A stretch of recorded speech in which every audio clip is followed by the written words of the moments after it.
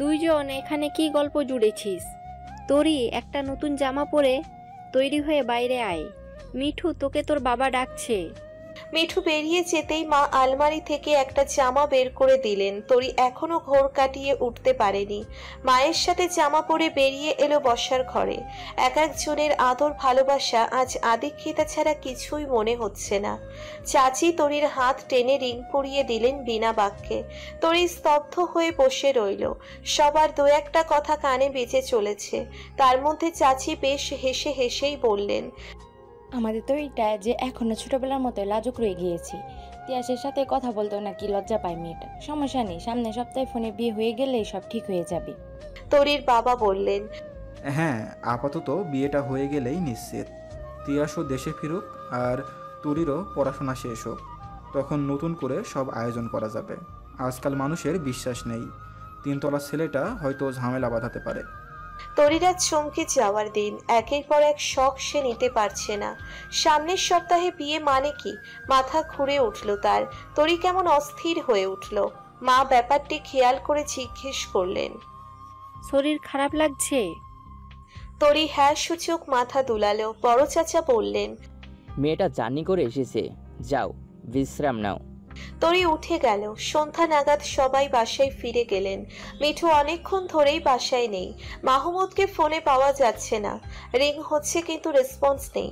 রাতের আধারে বেরিয়ে পড়ল তরি। সিঁড়ি ডিঙিয়ে ছাদে উঠল। বুকের ভিতর হাউমাউ কান্নার শব্দ হলো। বাইরের জগতের কাকপক্ষীও জানতে পারল না। নীরবে চোখের জল গড়ালো। পেছন থেকে শান্ত স্বর শোনা গেল, কাঁদছেন কেন তরি? তরির কান্না থেমে গেল। পেছন ঘুরে তাকাতেই স্থির পায়ে দাঁড়িয়ে থাকতে দেখল এক পুরুষ অবয়ব। মাহমুদ পায়ের গতি বাড়িয়ে দূরত্ব কমালো। চাঁদের নরম আলোয় ক্রন্দনরত তরির মুখখানা দেখে ম্লান হাসল। কোনো সতেজতা নেই সেই হাসিতে। নিস্তেজ কণ্ঠে শুধালো, বললেন না যে কাঁদতেছেন কেন তরি? তরি ফুপিয়ে উঠল। মাহমুদ বলল, আপনার বিয়ে হচ্ছে, এটা তো খুশির খবর। হাতে রিংও পরেছেন, দেখি তো কতটা সুন্দর দেখাচ্ছে আপনার হাত। মাহমুদের কণ্ঠে স্পষ্ট অভিমান টের পেল তরি। কান্না রোধ করার চেষ্টা করলো। ভাঙা ভাঙা গলায় বলল, আমার কিছু করার ছিল না। মাহমুদ হাসল। সত্যি কি কিছু করার ছিল না? আপনি নিজের অপছন্দ মা বাবাকে জানাতে পারতেন তরি। প্রচন্ড ভীতু আপনি। আপনি আমায় বলুন তো, আপনি ঠিক কি চান? তরির চোখ মুখ লাল হয়ে আছে। ফিসফিস গলায় আওড়ালো, আপনাকে চাই। আপনি ভুল বললেন তরি। আমাকে চাইলে বাবা মাকে অন্তত নিজের অপছন্দটা জানাতে পারতেন, বলতে পারতেন আপনি তিয়াসকে বিয়ে করতে চান না। তরি কান্নায় ভেঙে পড়ল। হেঁচকি তুলে বলল, আমি বাধা দিতে গেলেই সমস্যা আরো বেড়ে যেত। বাবা তখনই বিয়ের ব্যবস্থা করে আমায় ঘর থেকে বের হওয়ার পথ বন্ধ করে দিতেন। এতটুকু পর্যন্ত আসার রাস্তা থাকতো না। আমি চিনি আমার বাবাকে, সেজন্যই তখন আমি কিছু বলিনি, চুপ ছিলাম। আমার বাবা খারাপ মানুষ নন, কিন্তু তার একরোখা মনোভাবের জন্যই সবাই তার কাছ থেকে দূরে সরে যান। বাবা যা সিদ্ধান্ত নিয়েছেন তাতেই অটল থাকবেন। ছোটবেলা থেকেই আমি বাবার সিদ্ধান্তের উপর কথা বলিনি। বাবা এখনো তেমনটা ভেবেই বড় চাচুকে কথা দিয়ে ফেলেছেন। তাছাড়া তিনি মনে করেন ভাইকে কথা দিয়ে কথা ফিরিয়ে নেওয়া মানে ভাইকে অপমান করা। তিনি ইমেজ ধরে রাখার জন্য আমার মতকে কখনোই গুরুত্ব দেবেন না। তখন রিং পরানোতে বাধা দিলে আমি এই মুহূর্তে ছাদে আসতে পারতাম না। ভালো থাকুন তরি। বলে পেছন দিকে পা বাড়ালো মাহমুদ। তরি ধপ করে নিচে বসে পড়ল। আপনি আমায় কেন বুঝতে চাইছেন না? আমি আপনাকে চাই। মাহমুদ সিঁড়ি ঘরে পা রাখতে গিয়েও তরির কথাই থেমে গেল। কদম বাড়ালো তরির দিকে। একেবারে নিকটে এসে হাঁটু মুড়ে বসল। থুতনিতে হাত রেখে তরির মুখখানি তুলে ধরল। ভীষণ যত্নে মুছে দিল চোখের জল। তরি ফ্যালফ্যাল করে তাকিয়ে রইল। থেকে থেকে হেঁচকি তুলছে। মাহমুদ শান্ত স্বরে বলল, আমাকে চাইলে যে সাহসী হতে হবে তরি। পারবেন আমার হাতটা শক্ত করে ধরতে? তরি কান্না মাখা চোখে বার কয়েক ওপর নিচ মাথা নাড়ালো, যার অর্থ সে খুব পারবে। মাহমুদ লম্বা শ্বাস নিয়ে উঠে দাঁড়ালো তরিকে নিয়ে। চিকন হাতটি নিজের হাতের মুঠোয় নিয়ে বলল, চলুন। তরি অবুঝের মতো প্রশ্ন করলো, কোথায়? বিয়ে করব আমরা। তরির পা থেমে গেল। বিস্ময়ে হতবাক তরির মুখ ফুটে শব্দ বের হলো না। মাহমুদ মলিন হেসে বলল, আজ যদি এই হাত ছেড়ে যান তবে আর কখনো আমায় পাবেন না তরি। তরির মাথায় বাজ পড়ল। সিদ্ধান্তহীনতায় ভুগল সে। মাহমুদ ফের বলল, নিজের জীবনের সিদ্ধান্তগুলো নিতে শিখুন তরি, দেখবেন সবটা সহজ হয়ে যাবে। হুট করেই এক শীতল হাওয়ায় ভেসে গেল তরি। কেমন করে যেন তার সাহস বেড়ে গেল। শক্ত করে আঁকড়ে ধরল মাহমুদের হাত। তুষ্ট হলো মাহমুদের হৃদয়। ঠোঁটের কোণ জুড়ে মোহনীয় হাসির ঢেউ। তরির হাতে হাত রেখে সিঁড়ি বেয়ে নামলো। পকেট হাতড়ে ফোন বের করে কাকে যেন কল দিল। তরিকে নিয়ে রওনা হলো। গন্তব্য তরির জানা নেই। সে নির্ভয়ে মাহমুদের সাথে এগিয়ে গেল। কারো সিদ্ধান্তকে পরোয়া করলো না মাহমুদ। ঘড়ির কাঁটা রাত 9টার ঘরে পৌঁছতে ঢের বাকি। হুট করেই মনে পড়লো কিছু কিছু জিনিস প্রয়োজন। তরিকে ঘরে পাঠালো তার নিবন্ধন কার্ডের জন্য। এক ফাঁকে নিজের কাগজপত্রগুলো নিয়ে বেরিয়ে এলো। ভাগ্যিস মিঠু তাকে সবটা জানিয়েছে। তরি ভয়ে ভয়ে নিবন্ধন কার্ড লুকিয়ে নিয়ে বেরিয়ে আসতেই মায়ের সামনে পড়লো। রাতের বেলা কোথায় যাচ্ছিস? তরি তোতলানো শুরু করলো। ছাদে। মায়ের ভুরু কুঁচকে গেল। সন্দিহান গলায় জিজ্ঞেস করলো, ছাদে কি করতে যাচ্ছিস? তরি হুট করেই বলে দিল, তিয়াস ভাইয়া কল দিয়েছে, ওরু ঘুমাচ্ছে তো তাই ছাদে যাচ্ছি। মায়ের শরীরটা খারাপ লাগছে। তিয়াসের কথা বলায় মনে মনে খানিকটা খুশি হলেন। বললেন, বারান্দায় কথা বললেই পারিস। যাচ্ছিস যখন ছাদে বেশিক্ষণ থাকার দরকার নেই, তাড়াতাড়ি চলে আসবি। আচ্ছা। বলেই তরি বেরিয়ে পড়ল। দরজার বাইরে বেরিয়ে প্রলম্বিত শ্বাস ছাড়ল। এখনো বুক ধড়ফড় করছে। হুট করে তার মাথায় এত বুদ্ধি কোথা থেকে এলো ভেবে পেল না। মাহমুদ চাপা গলায় জিজ্ঞেস করলো, কোনো সমস্যা হয়েছে? তরি মায়ের কথা খুলে বলতেই মাহমুদ তরিকে নিয়ে দ্রুত বেরিয়ে পড়ল। সিএনজি নিয়ে গন্তব্যে পৌঁছে যেতেই তরির ভয় হলো। আবারও সিদ্ধান্তহীনতায় ভুগল। একবার মনে হলো লুকিয়ে এভাবে বিয়ে করা কাজটা ঠিক হচ্ছে না। আবার মনে হলো এভাবে না হলে সে কখনো মাহমুদকে পাবে না। তরির ভয় কাতরে চেহারায় তাকিয়ে মাহমুদ তার হাতটি শক্ত করে ধরল। চোখে চোখ রেখে ভরসার গলায় বলল, আমি আছি তো তরি। তরি ভরসা পেল। নতুন এলাকায় মাহমুদের নতুন কিছু চলার সঙ্গী হলো। তার মধ্যে একজন তার কলিগ, সাক্ষী হিসেবে তারা থাকবে। বিয়ে পড়ানোর সময় যখন তরির অনুমতি চাওয়া হলো, তখন তরি টলমল চোখে বসে রইল।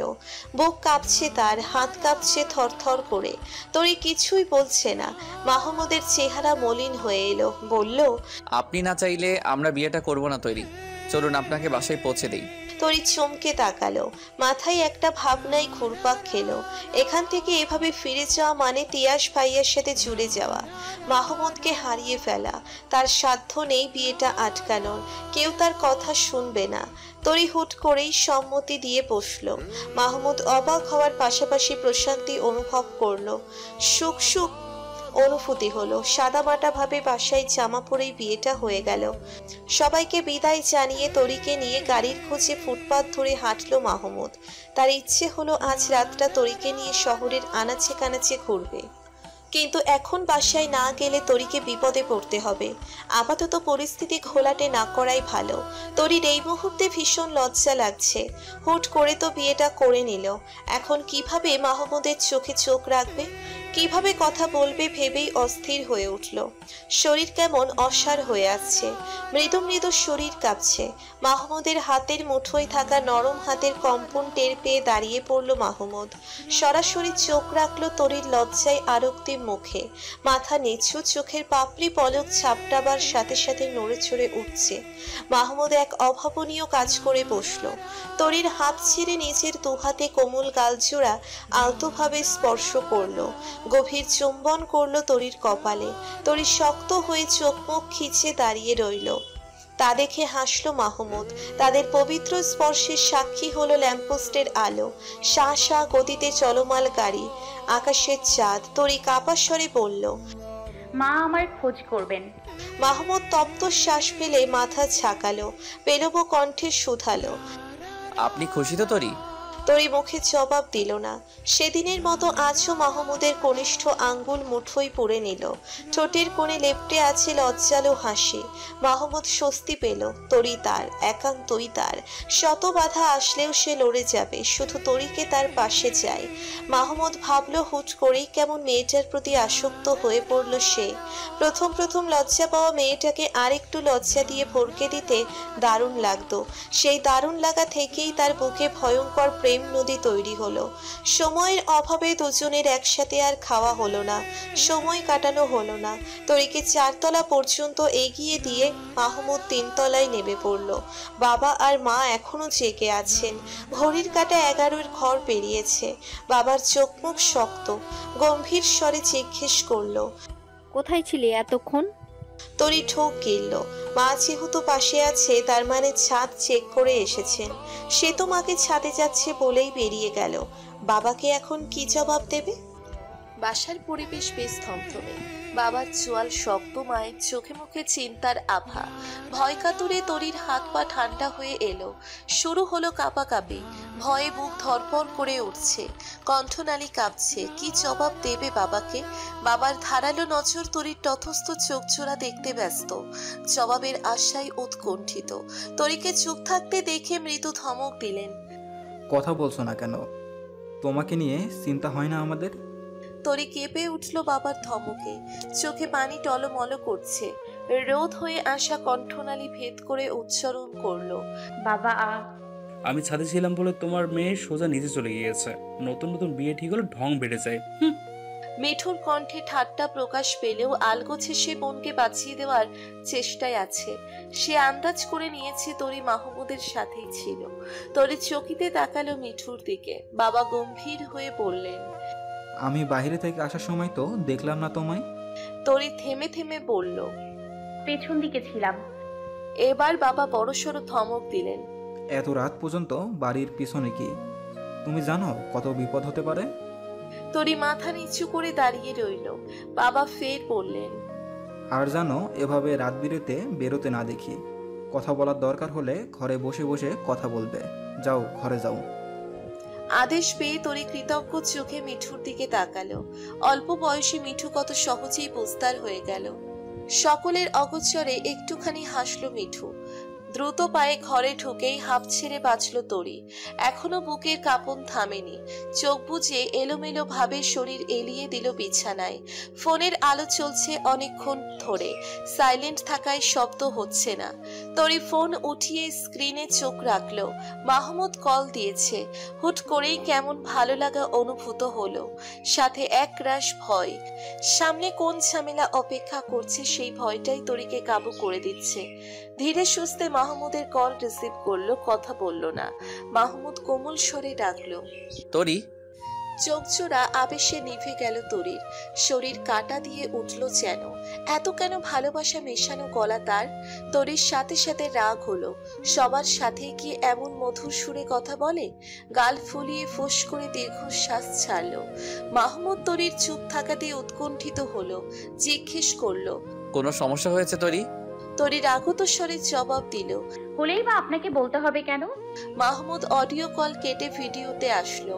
তরি গাল ফুলিয়ে সময় নিয়ে রিসিভ করলো, তবে ব্যাক ক্যামেরা অন করে বসে রইল। মাহমুদ তপ্তশ্বাস ছেড়ে বলল, কি সমস্যা তরি? না বললে আমি বুঝবো কিভাবে? সামনে আসছেন না কেন?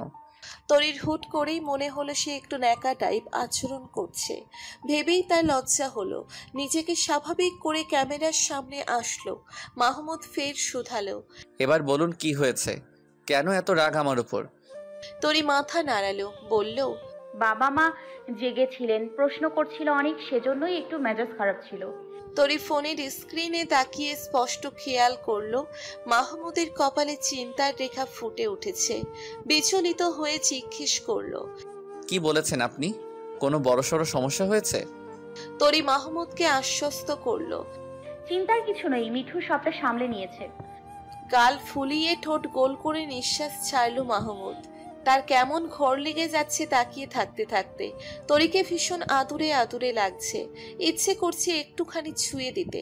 মেয়েটা তখন লজ্জাপতি গাছের মতো মিইয়ে যাবে, লুটিয়ে পড়বে তার বুকে। নিজেকে সামলে নিল মাহমুদ, বলল, এখন ঘুমিয়ে পড়ুন, ক্লান্ত দেখাচ্ছে আপনাকে।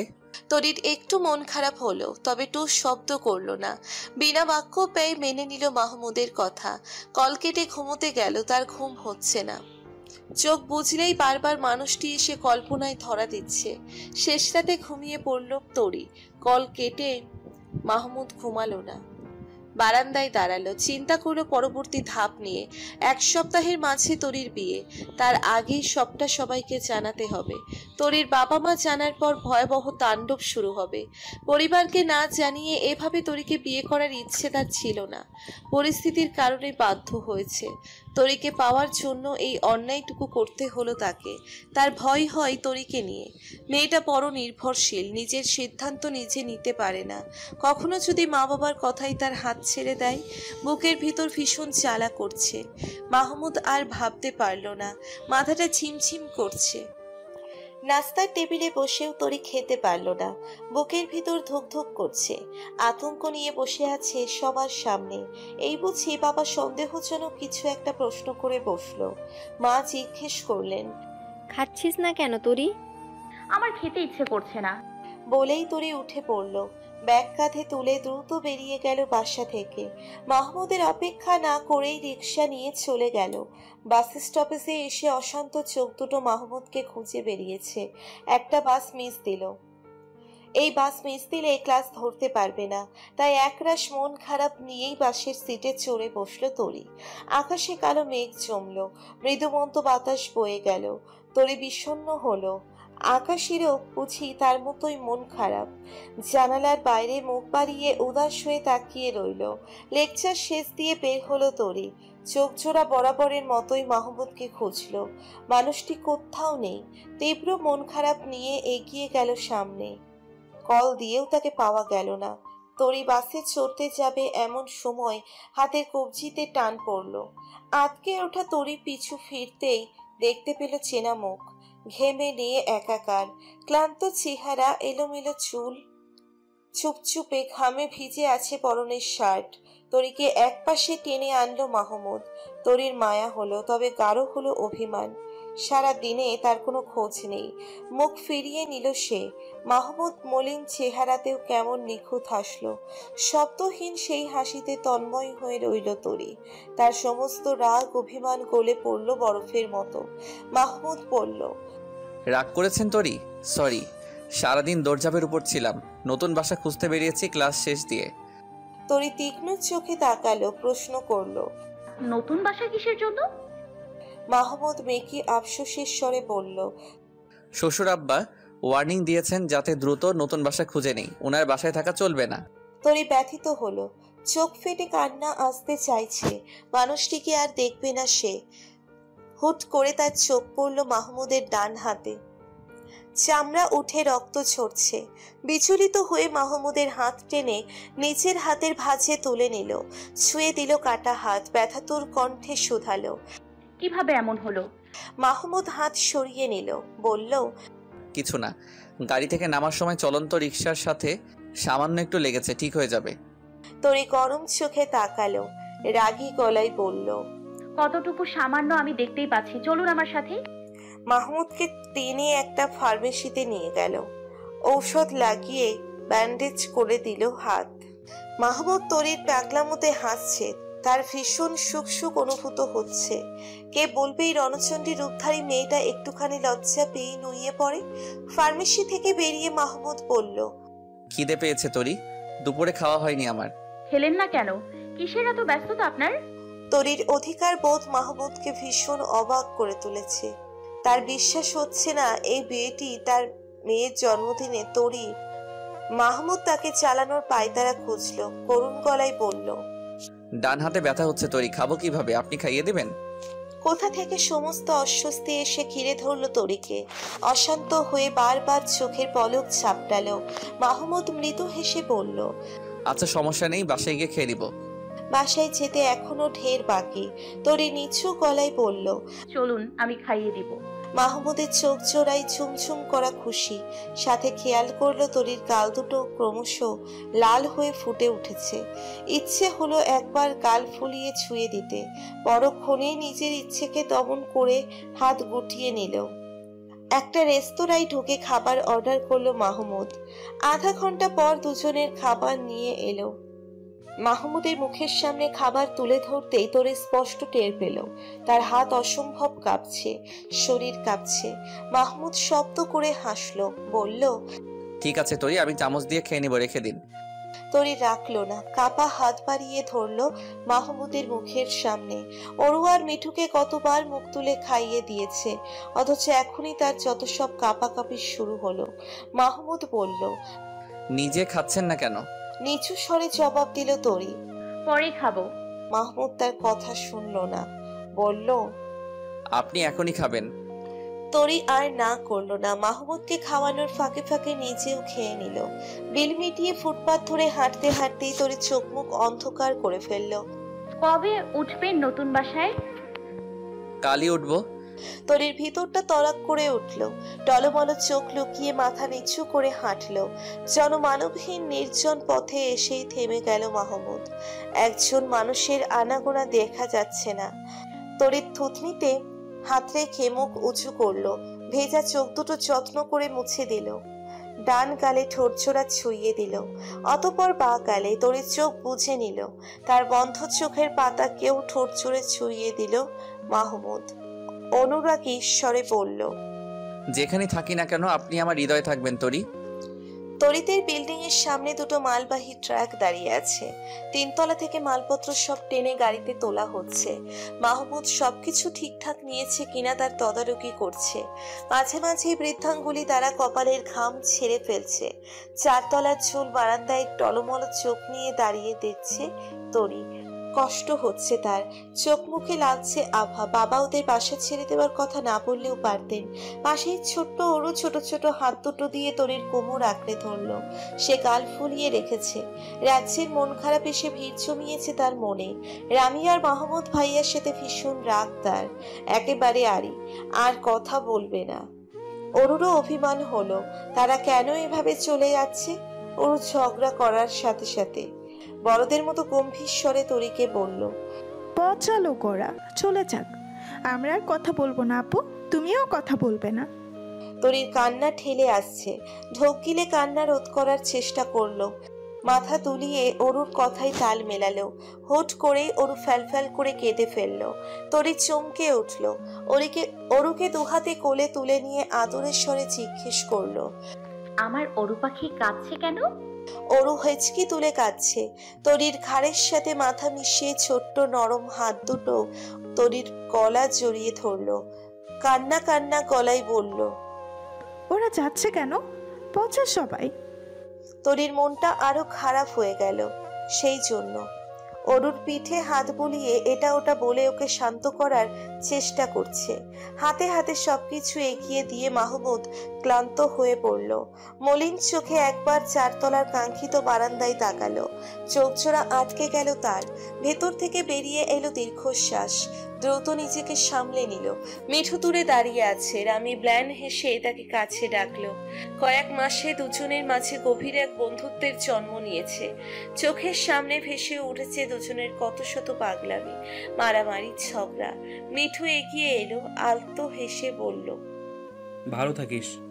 মিঠুর এমন অন্ধকার চেহারা ঠিক ভালো লাগলো না রামির। এখানেও সে দুষ্টুমি শুরু করলো। মিঠুর পেটে গুতা মেরে বলল, জমিদারের কলিজা ইঁদুর কেটে ফেলেছে নাকি? এখন থেকে 3 তলার ভাড়া হাত ফসকে যাবে। এই দুঃখে না জানি স্ট্রোক করে বসে। মিঠু নিস্তেজ। আজ আর রামির দুষ্টুমিতে তার হাসি পাচ্ছে না, বড্ড দুঃখ হচ্ছে তার। মনে হলো কেমন যেন একা হয়ে যাচ্ছে সে। রামি মৃদু হেসে বলল, বোকা ছেলে, স্কুল তো চেঞ্জ করব না, তখন দুজনের দেখা হবে। এতক্ষণ হাসলো মিঠু। রামির পিঠে কিল বসিয়ে বলল, ভাবছিস না কেন এখনো? আর কতদিন তোকে আশ্রয় দিয়ে উদ্ধার করবো? তাহলে তো আমার জমিদের লাটে উঠবে। রামি হেসে ফেললো শব্দ করে। বুকে জড়িয়ে ধরলো মিষ্টুকে। আয়েশা সুলতানা 4 তলায় বেল দিলেন। তরির মা এসে দরজা খুলে দিতে আয়েশা সুলতানা ওনার কাছ থেকে বিদায় নিলেন। আসছি ভাবি। তোরি আর অরু কোথায়? তরির মা তরি আর অরুকে ডেকে উঠালেন। দুজন আসতেই আয়েশা সুলতানা ব্ল্যান হেসে তাদের কাছ থেকেও বিদায় নিয়ে নেমে পড়লেন। তরির বাবা বাসায় নেই। অরুকে কোলে নিয়ে পিঠে বাহাত রাখায় মায়ের নজর পড়ল তরির হাতে। ভুরু কুচকে গেল ওনার, জিজ্ঞেস করলেন, তো রিং কই? তরি থমথমে মুখে জবাব দিল, গোসলের সময় জালে আটকে গিয়েছিল, তাই খুলে রেখেছি। তাছাড়া চুল বাঁধার সময়ও চুল পেঁচিয়ে টান পড়ে। এমনভাবে জবাব দিচ্ছিস কেন? বিয়ে ঠিক হয়েছে, রিং হাতে পরে থাকবি, ঘরে গিয়ে পরে নি। তরি বিরক্ত ছাড়ল মায়ের উপর। সব সময় তোমরা যেভাবে বলবে সেভাবেই করতে হবে? আমার মর্জি বলতে কিছুই নেই। মা ধমকালেন, তরি, তুই কি বলতে চাইছিস? সামান্য একটা ব্যাপার নিয়ে এতটা মেজাজ দেখাচ্ছিস কেন আমাকে? অরুকে কোল থেকে নামিয়ে দিল তরি, নরম স্বরে বলল, খেলতে যারু, আপু এসে চকলেট দেব। অরুর মন ভালো হয়ে গেল। আপুর কথা শুনে চলে গেল খেলতে। তরি ঠান্ডা গলায় বলতে বলতে ক্রমশই উত্তেজিত হয়ে পড়ল।